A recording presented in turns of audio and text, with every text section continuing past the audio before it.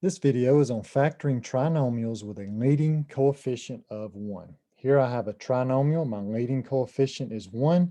When your leading coefficient is 1 and your first term is squared, you know x times x is going to be your first term in each binomial. So your answer is always going to be two binomials when your leading coefficient is 1. And I'm going to show you how to know what signs to put here in one moment. Real briefly before I do, to fill in these two places right here, we're looking for two numbers whose product is 20 and whose sum is 9. But first, let me speak to how we know what signs to put here and here real quick. And here's our key for what signs to use. When our trinomial, we always look at the second sign. If the second sign is positive, that means both signs will be the same. If they're both the same, we look at the first sign to see what they're both going to be. So on this one, I look at the second sign, it's positive, so I know they're going to be the same. I look at the first sign, it's positive, so I know they're both going to be positive. On my second example, this sign tells me they're the same. This sign tells me they're both negative. And if my second sign is negative, then I'm going to have two different signs. They're going to be different, positive and a negative. Positive and a negative. So in review, your second sign tells you whether they're going to be the same or the different. If it's positive, they're both going to be the same. If it's negative, they're both going to be different. If they're the same, you can look at the first sign and see what they're both going to be. So this says they're going to be the same, both positive. Going to be the same, both negative. And if your second sign is negative, they're both going to be different. Now, because my leading coefficient is 1, I could have went ahead and put an A on all of these like I'm going to do on my examples for you. But this chart is just to show you the signs. On this example, I have a trinomial with a leading coefficient of 1. I went ahead and put my x plus and x plus. I know they're both plus because this sign here tells me they're both the same, and this tells me what they both are. They're both positive. And because my leading coefficient is 1 and I have an x square, I can go ahead and put my x and x.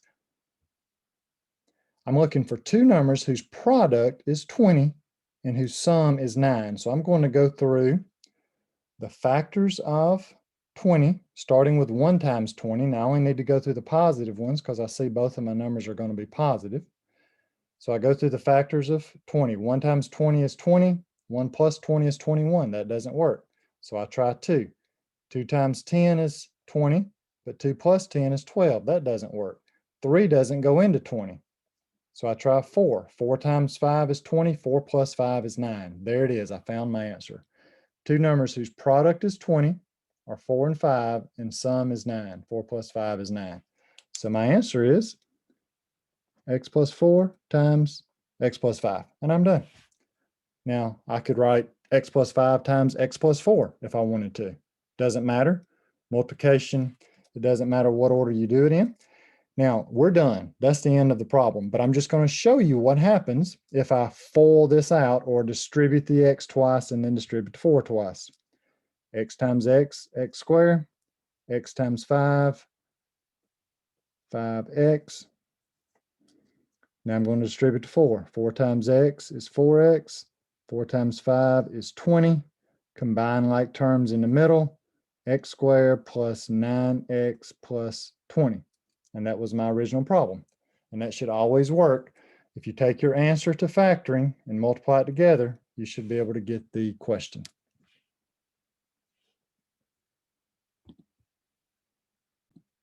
Example 2, I have a trinomial, leading coefficient of 1, no greatest common factor to factor out.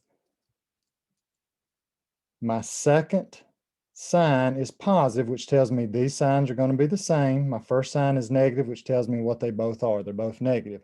So when I go over here and I start my little chart on two numbers whose product is 12 and whose sum is -8, I'm only going to use negative numbers because I see I only need negative numbers over here. So I start with -1, -12. Their sum is -13. That doesn't work. So let's try -2 times -6 is +12. -2 plus -6 is -8. Hey, that's what I'm looking for. I'm done. So I can put the 2 on one of these places, the 6 on one of these places, and I'm done. And again, x minus 6 times x minus 2, same thing. Example 3, this time I have a trinomial with no greatest common factor. My second sign is negative, which tells me these two signs are going to be different. So I went ahead and made one positive, one negative.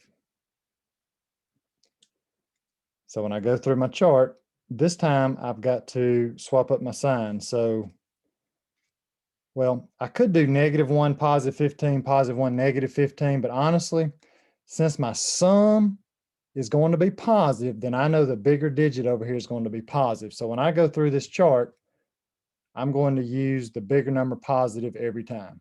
So starting with -1 and 15, well, that adds together to give me 14, not 2. That doesn't work. 2 doesn't go into 15. 3 does, so I try -3, +5. That gives me -15 if I multiply and +2 if I add. So there's my answer. -3, make sure we put it by the negative sign. +5, make sure it goes by the positive signs. So when your signs are different, over here on your little chart, or however you do it, the bigger digit has to be positive so you can add them together and get a positive number. So that's why I did not even try 1 and -15 or 3 and -5. And I'll show you again. Here's the chart we're using. This tells me they're the same. This tells me they're both positive. This tells me they're the same, both negative. This tells me they're different. This tells me they're different. Your turn. Try number 1.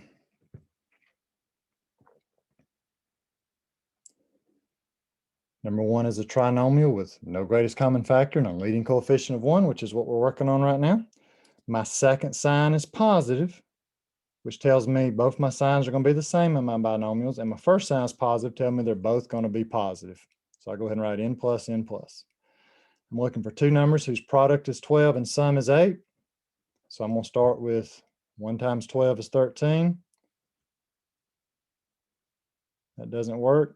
1 times 12 is 12. Add them together, you get 13. So I'll try 2 times 6 is 12. 2 plus 6 is 8. There's my answer. 2 and 6. And I am done.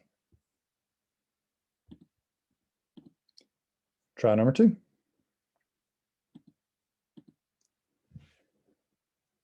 Okay, second sign's positive, which tells me they're the same. First sign's positive, which tells me they're both positive.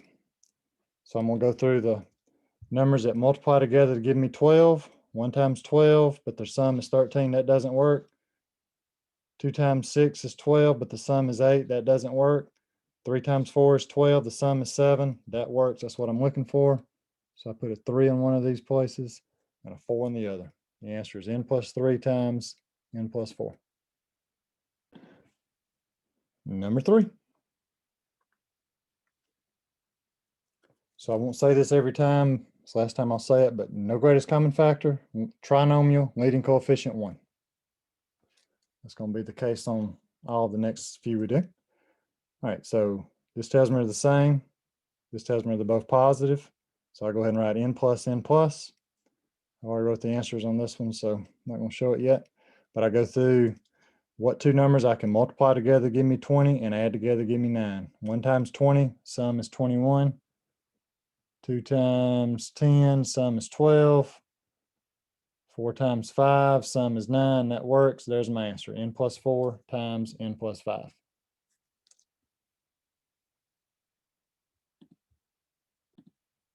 Number 4. Number 4, I'm going to have n plus and n plus. I'll go ahead and start with that. I go through the numbers that multiply to give me 18. 1 times 18, but the sum is 19. 2 times 9 gives me 18, but they add together to give me 11. 3 times 6 is 18. They add together to give me 9. That's what I'm looking for. So 3 and 6. Number 5. Number 5, the second sign is negative. So I do n plus and n minus. One will be positive, one will be negative. My sum is going to be positive. So when I do my numbers that multiply together to give me 18, my bigger digit will always be positive. So I start with -1, +18. That doesn't work. -2, +9, that doesn't work. -3, +6, that works. So I make sure my 3 is negative, goes here. My 6 is positive, goes here. And there's my answer, n plus 6 times n minus 3, or n minus 3 times n plus 6. Number 6. On number 6, my second sign is negative, so I know my two signs will be different. One will be positive, one will be negative. My sum is positive, so my bigger digit's going to be positive when I go through my numbers on the side. So -1 times 8 is -8, but when you add them, you get 7. -2 times 4 is -8. When you add them, you get 2. That's what I'm looking for. 2, 2, and this number here's got to be 4. Positive number's got to be 4. The negative number's got to be 2. So n plus 4 times n minus 2, or n minus 2 times n plus 4. Number 7. On number 7, my second sign is negative, so I know my two signs are going to be different. I want my sum to be negative, so my bigger digit's negative over here. So I'll start with 1, -6. They add together, give me -5. I'm done. That's my answer. N plus 1, n minus 6.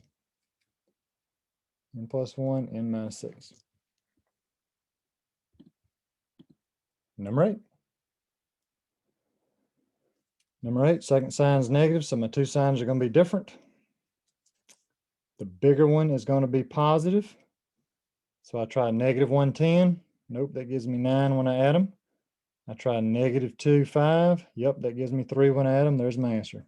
So the positive number will be 5. The negative number will be 2. Your answer is n plus 5 times n minus 2. We'll just do one more. We'll skip ahead to number 12 because I wanted you to see one more where the second sign is positive. Try number 12. On number 12, my second sign is positive, so I know my two signs are going to be the same. And the first sign tells me what they're both going to be. They're both going to be negative. So when I do my chart over on the side, I'm only using negative numbers. -1, -8. That doesn't add together, give me 9. -1 times -4. When you add them, you get -6. That's what I'm looking for. So -2, -4. Your answer is n minus 2 times n minus 4.